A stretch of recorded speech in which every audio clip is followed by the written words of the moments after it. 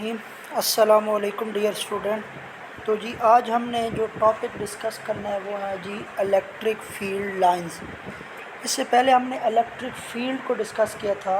Electric field basically क्या चीज़ थी कि किसी भी चार्ज के गिर्द एक ऐसा रीजन या स्पेस जिस पे वो क्या करता है, दूसरे चार्ज पे फोर्स एक्सर्ट करता था। तो आज हमारे पास है जी इलेक्ट्रिक फील्ड लाइंस। अब इलेक्ट्रिक फील्ड लाइन बेसिकली होती क्या चीज़ है जी कि a visual representation of electric field can be obtain in term of electric field lines. अब हमने बात की थी ना कि जी इलेक्ट्रिक फील्ड क्या होती है कि चार्ज के गिर्द रीजन होते हैं जहाँ से वो दूसरे चार्ज पे क्या कर रहा होता है, फोर्स एक्सर्ट कर रहा होता है। अब वो फोर्स किस डायरेक्शन में है, तो इलेक्ट्रिक फील्ड लाइंस हमें इस चीज़ के बारे में बताती हैं। मींस के विजुअल जो रिप्रेजेंटेशंस होती हैं एक शक्ल की फॉर्म में हमें वो बताता है कि जी यहाँ पे इतनी फोर्स लग रही है, यहाँ पे उसकी इलेक्ट्रिक फील्ड इंटेंसिटी इतनी होगी। फिर जी है कि एमसीक्यूज़ में पूछते हैं कि who give the idea of electric field lines, कि किसने इलेक्ट्रिक फील्ड लाइंस का हमें आइडिया दिया था। तो इलेक्ट्रिक फील्ड हो या इलेक्ट्रिक फील्ड इंटेंसिटी हो या इलेक्ट्रिक फील्ड लाइंस हो, सबका जो आइडिया था वो किसने दिया था? माइकल फैराडे ने दिया था। Michael Faraday give the idea of electric field lines.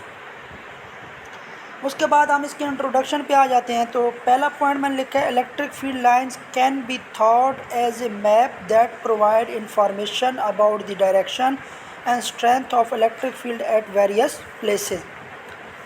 अब जी पहले पॉइंट में मुझे बता रहा है कि जी इलेक्ट्रिक फील्ड लाइंस क्या है, एक मैप है।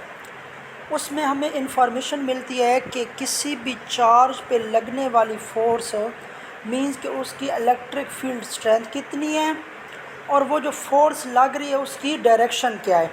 ठीक है, तो ये सारी चीज़ें एक मैप के थ्रू होती हैं। मींस कि एक मैप के ऊपर ये सारी डिटेल्स हमारे पास मौजूद होती है। दूसरी चीज़ है कि number of lines passing through unit area held perpendicular gives magnitude of electric field line. अब ना एक एरिया हम उसके अंदर रखते हैं, इलेक्ट्रिक फील्ड लाइंस के अंदर कोई भी एक ऐसी चीज़ रखते हैं जिससे वो लाइंस उस एरिया के अंदर से क्या कर रही होती हैं, पास कर रही होती हैं। अब जितनी ज़्यादा लाइंस उस एरिया में से पास करेंगी उतनी उसकी इलेक्ट्रिक फील्ड क्या होगी, इलेक्ट्रिक फील्ड स्ट्रेंथ क्या होगी, ज़्यादा होगी। फिर उसके बाद ये हमारे पास है why electric field lines are called lines of forces. मतलब इनको हम लाइंस ऑफ फोर्सेस क्यों कहते हैं? आप देखें ना, चार्ज किसी भी डायरेक्शन में पड़ा हुआ होता है, जैसे ही चार्ज पे फोर्स लगेगी तो वो एक लाइन की फॉर्म में लगेगी। मींस कि वहाँ पे जो चार्जेस होंगे वो भी उसी लाइन में मूव कर रहे होंगे। तो इसलिए हम इसे क्या बोलते हैं, लाइंस ऑफ फोर्सेस का नाम भी हम इसको देते हैं। As the electric field lines provide information about the electric force exerted on the charge, the lines are commonly called lines of force। अच्छा जी, उसके बाद हमारे पास है कि electric field lines due to isolated positive charge. Means कि हमारे पास एक सिंगल पॉजिटिव चार्ज है और उसकी सरफेस के ऊपर हमने क्या रखा हुआ है, एक टेस्ट चार्ज रखा हुआ है। तो अब जो इलेक्ट्रिक फील्ड लाइंस होंगी वो उस सिंगल पॉजिटिव चार्ज की वजह से उसकी डायरेक्शन क्या होगी, ठीक है, वो लाइन स्ट्रेट होंगी या कर्व होंगी। ठीक है, उसके बाद वहाँ पे इलेक्ट्रिक फील्ड क्या होगी, ज़्यादा होगी या कम होगी। तो सबसे पहला जो इसका पॉइंट है कि जैसे ही मतलब हमने ना एक पॉजिटिव चार्ज है उसके ऊपर हमने एक टेस्ट चार्ज को प्लेस किया है, तो जैसे ही उस पर अब फोर्स लगेगी तो उसकी जो डायरेक्शन होगी वो क्या होगी, रेडियली आउटवर्ड। अब इस डायग्राम में देखें ना जी, जो लाइंस जा रही है मैंने इनकी डायरेक्शन क्या की हुई है, बाहर की तरफ बनाई हुई है। तो ये क्या करती हैं, रेडियली आउटवर्ड मूव करते हैं। इसकी रीज़न क्या है, एक भी पॉजिटिव चार्ज है और दूसरा टेस्ट भी जो चार्ज है वो भी पॉजिटिव है। तो पॉजिटिव को क्या करता है, रिपेल करता है। तो इसी वजह से उसकी जो डायरेक्शन हो जाएगी वो क्या होगी, रेडियली आउटवर्ड होगी। दूसरा पॉइंट है कि स्ट्रेट फील्ड लाइंस हैं। अब लाइंस देखें ना, स्ट्रेट है ना, बिल्कुल हर डायरेक्शन में, जिस डायरेक्शन में भी लाइंस जा रही हैं वो क्या है, स्ट्रेट हैं। तो इसलिए हम क्या बोलते हैं, स्ट्रेट फील्ड लाइंस। अब क्योंकि इस लाइंस के अंदर चार्जेस भी फ्लो कर रहे होते हैं तो इसलिए चार्ज भी क्या फॉलो करेंगे, स्ट्रेट पाथ को फॉलो करेंगे। चौथा पॉइंट है हमारे पास नॉन यूनिफॉर्म इलेक्ट्रिक फील्ड। जो इलेक्ट्रिक फील्ड होगी वो क्या होगी, नॉन यूनिफॉर्म होगी। अब जहाँ पे लाइंस एक दूसरे के क्लोज होंगी वहाँ पे इलेक्ट्रिक फील्ड क्या होगी, ज़्यादा होगी। जहाँ पे लाइंस के दरमियान जो डिस्प्लेसमेंट है या डिस्टेंस है, तो फासला है, वो क्या होगा, वहाँ पे इलेक्ट्रिक फील्ड क्या होगी, कम होगी। तो ये थी हमारे पास electric field lines due to isolated positive charge.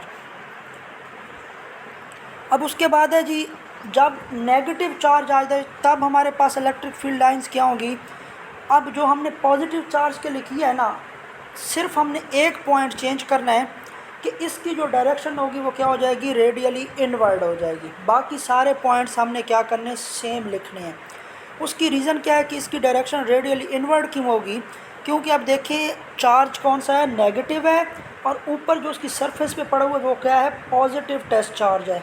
तो नेगेटिव पॉजिटिव आपस में क्या करते हैं, अट्रैक्ट करते हैं, तो इसकी इसलिए इसकी डायरेक्शन क्या हो जाएगी, इनवर्ड हो जाएगी। बाकी सारे पॉइंट एज इट इज़ हमने लिखने हैं जो हमने पॉजिटिव चार्ज के लिए लिखे हैं। उसके बाद ये हमारे पास आ गया कि electric field lines due to opposite charge. अगर अब दो चार्जेस आ जाएं और दोनों क्या हों, ऑपोजिट हो, तब इलेक्ट्रिक फील्ड लाइन किस तरह होंगी।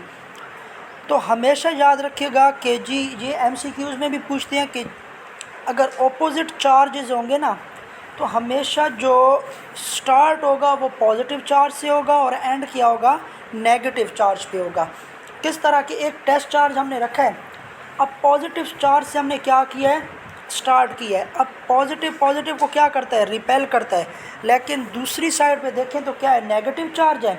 अब नेगेटिव चार्ज पॉजिटिव को क्या करेगा, अट्रैक्ट करेगा, तो हमारे पास एक कर्व्ड लाइन बनेगी, ठीक है, मुड़ी हुई लाइन बनेगी। तो start from positive and ends at negative. उसके बाद दूसरा पॉइंट है कि लाइंस क्या होंगी, कर्व्ड होंगी, और चार्जेस क्योंकि आप उस लाइंस के अंदर फ्लो कर रहे होते हैं तो वो भी क्या करेंगे, कर्व्ड पाथ को फॉलो करेंगे।